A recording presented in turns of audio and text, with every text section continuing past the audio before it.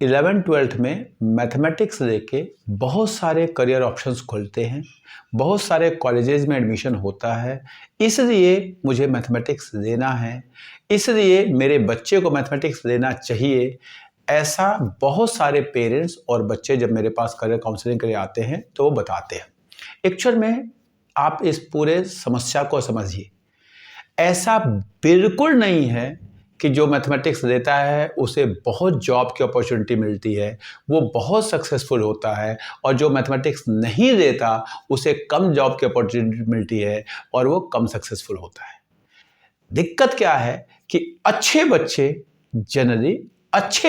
Mathematics लेते हैं, नौकरी अच्छे बच्चों को मिलती है और आपको लगता है नौकरी मैथमेटिक्स वालों को मिली। मैं रिपीट कर रहा हूं, अच्छे बच्चे मैथमेटिक्स लेते हैं, उनको नौकरी मिलती है।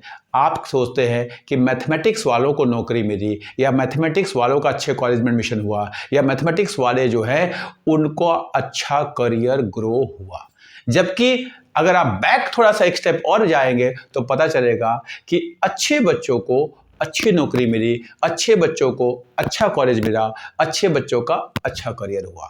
तो आप मैथमेटिक्स ले या ना ले, इससे कोई फर्क नहीं पड़ेगा।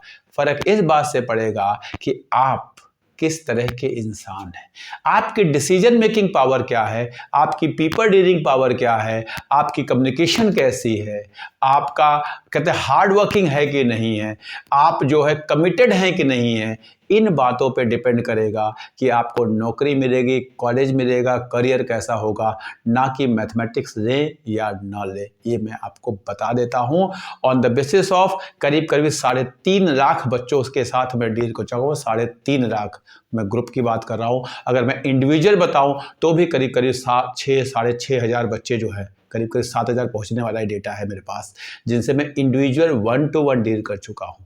और ये मैं बता रहा हूँ, मैथमेटिक्स लेने या ना लेने से फर्क नहीं पड़ता। अब स्कूलों की क्या समस्या है समझिए। जब बच्चा 11th में आता है, प्लीज अगर कोई प्रिंसिपल, कोई कोऑर्डिनेटर, कोई वाइस प्रिंसिपल, कोई एडमिशन इंचार्ज इसको सुन रहा है तो ध्यान से देखिएगा। जब बच्चा आपके पास 10th से 11th में आता है तो आप ये देखते हैं कि ये बच्चा पढ़ने में अच्छा है, इसको मैथमेटिक्स दे दो, और ये बच्चा पढ़ने में अच्छा नहीं है, इससे मैथमेटिक्स नहीं होगी, और आप कहते हो तो उससे मैथमेटिक्स नहीं होगी तो मत दे।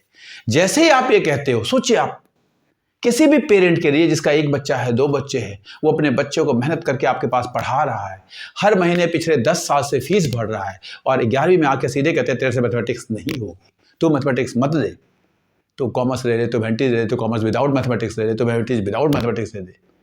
क्या लॉजिक है? ये आपकी गलती है कि बच्चा ये नहीं समझ पा रहा है कि उसे मैथमेटिक्स लेनी है या मैथमेटिक्स नहीं लेनी है। आप सोचते हो पेरेंट्स जिद्दी है, बच्चा जिद्दी है, हम कह रहे हैं मैथमेटिक्स मत ले, फिर भी ले रहा है, रिजल्ट खराब हो जाएगा। ये आपकी गलती है। आप बच्चे को ये बता रहे हो कि वो क्या नहीं कर सकता। क्या आपने कभी उस बच्चे को ये बताया कि आप क्या कर सकते हो? आपके पास वो बच्चा 5वीं में, 6ठी में, 7वीं में, 8वीं में, 9वीं में, 10वीं में था। आपको क्या अचानक 10वीं का रिजल्ट आने के बाद पता चलता है कि ये बच्चा मैथमेटिक्स में अच्छा नहीं है, साइंस में अच्छा नहीं है? आपको 9वीं में भी पता चल गया, 10th में पता चल गया, 8th में पता चल गया। आपने उसके उस स्किल्स पे, हो सकता है वो कम्युनिकेशन स्किल्स हो सकता है वो उसका ड्राइंग के स्किल्स हो सकता है कि वो उसका कुछ कॉमर्स रिलेटेड बिजनेस एप्टीट्यूड हो। अगर आप उसको पिछले 2-3 सालों से डेवलप करना शुरू करें, वो कहीं एंटरप्रेन्योर अच्छा बन सकता है, वो कहीं आर्टिस्ट अच्छा बन सकता है, वो कहीं शेफ अच्छा बन सकता है, वो कहीं आर्मी में जा सकता है, वो कहीं स्पोर्ट्स में जा सकता है। क्या आपने उस पर वर्क करने की कोशिश की?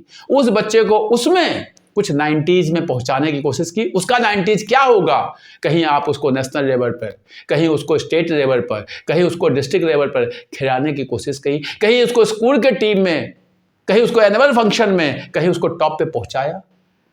आपने वो भी नहीं किया और 11वीं में आते ही कहते हैं तो इससे मैथमेटिक्स नहीं होगा तो मत दे।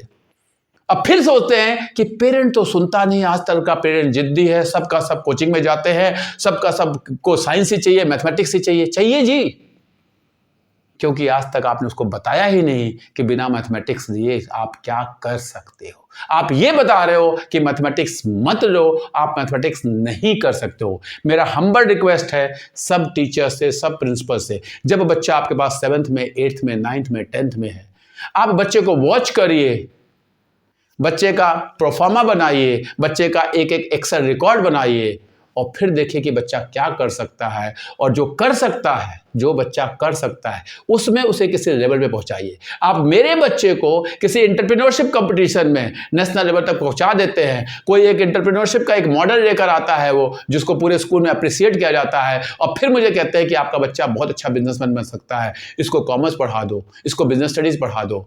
मेरे को खुशी होगी उसको बिजनेस स्टडीज दिलाने में।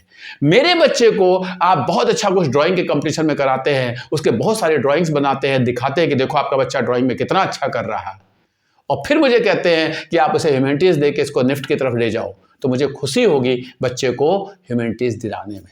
लेकिन आप 11th में आने के बाद अचानक कह देते हैं कि आपके बच्चे से साइंस नहीं होगी, आपके बच्चे से मैथ्स नहीं होगा। अरे भाई, मैंने आपके पास इसलिए डाला है कि मेरे बच्चे से क्या होगा ये बताइए मुझे। मेरा बच्चा कर क्या सकता है वो बताइए। और अगर आपको लगता है कि मेरा बच्चा कुछ नहीं कर सकता, तो फिर आपके टीचर क्या चेक कर रहे हैं।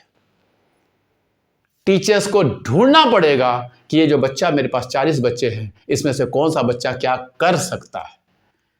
इस एबिलिटी पे काम करिए। 11th में कभी आपको दिक्कत नहीं आएगी कि बच्चे डमी स्कूल में जा रहे हैं, बच्चे स्कूल छोड़ के जा रहे हैं, आपको किसी सुनील त्रिपाठी नामक एक काउंसलर को बुलाना पड़ रहा है पेरेंट्स को ये कन्विंस करने के लिए कि बच्चे स्कूल छोड़ के ना जाए।